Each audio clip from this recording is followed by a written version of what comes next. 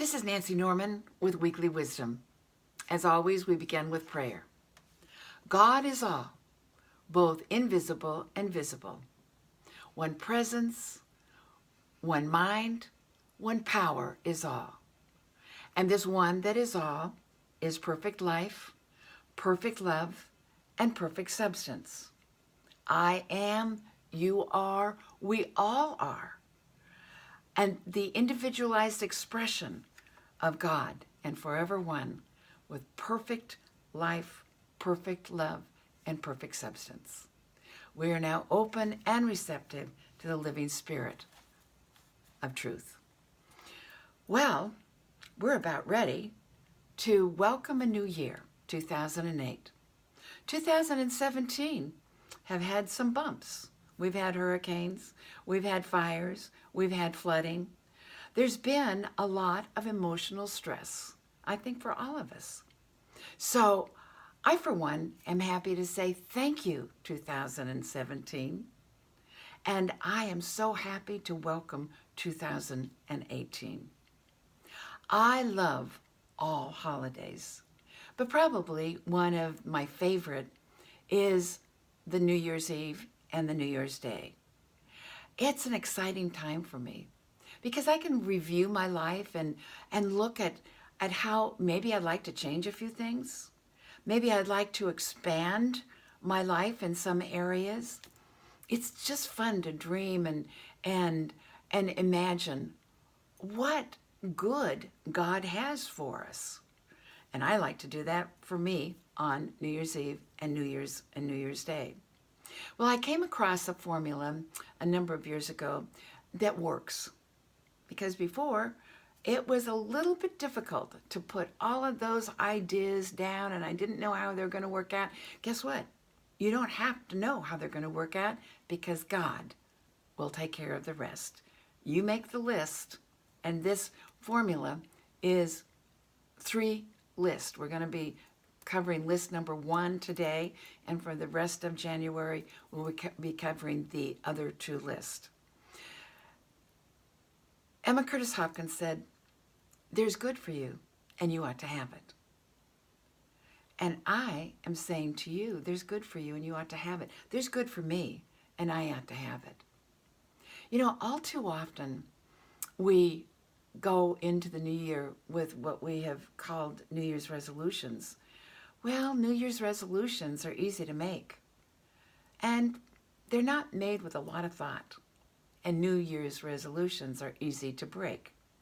It is found that probably after the first couple of weeks of the new year, the resolutions have already been broken. So rather than making a New Year's resolution on things that we wish our new year would bring us, let's just change it up a bit. Let's change it up a bit and decide, definitely decide how we want our year to be. Expect the year that we want. There's good for you, and you ought to have it. There's good for you, and you ought to have it. When we enter into that thought idea, there's something that changes within us. There's something that there's a type of acceptance that comes into our consciousness, and somehow we have the courage to advance in the direction of our dreams, knowing always that there is something within us that is bigger and greater than any problem or any concern. So New Year's resolutions, the wishing of what our life would be, wishing what the year would bring us, we're changing that. We're changing that, and we're going to be making a list of what we definitely expect the year to bring. So as I said, I came across this formula a number of years ago, and it truly is a formula of success and happiness. And I guarantee you that if you follow this formula, your life will never be the same. So the first thing is get a journal or a notebook, and I like to get some colored pens, and that will be the equipment that you need for this wonderful three-step process. So today, what I want you to do, your assignment for this week, is to get that notebook, get those pens, and review your life of the year of 2017. Review it and see what exactly you have to be thankful for, because there are a lot of things that you do have to be thankful for. Think about all the wonderful things that happened this year. Think about the blessings and the growth.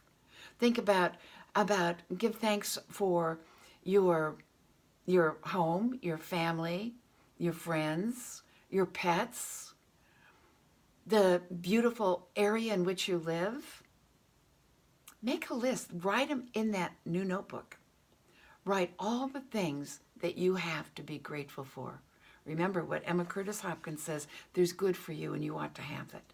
You ought to experience it. And I'm taking that wonderful idea to heart this year. There's good for me, and I ought to have it. I ought to experience it.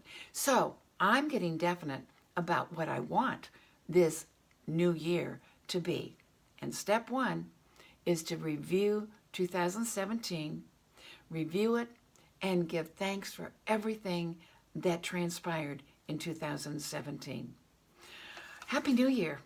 2018 is going to be a fabulous, fabulous year, is a fabulous year. So step number 2 is coming up next week. I want to share with you some wishes that somebody sent me for my life, and I want to share it with you. May you always make the right move. May your cup runneth over with love. May you always find shelter from any storm. May you remain good-looking and looking good. May you find the perfect diet for your body and your soul. May you find perfect balance in the company that you keep. May you manage to make time for yourself. May all the new folks you meet be interesting and kind. May you always know when to walk away and when to run. And may your friends and family bring you joy. May this year, 2018, only hold good health, success, growth, wealth, and happiness for you and your loved ones. God bless you, and I look forward to seeing you next week.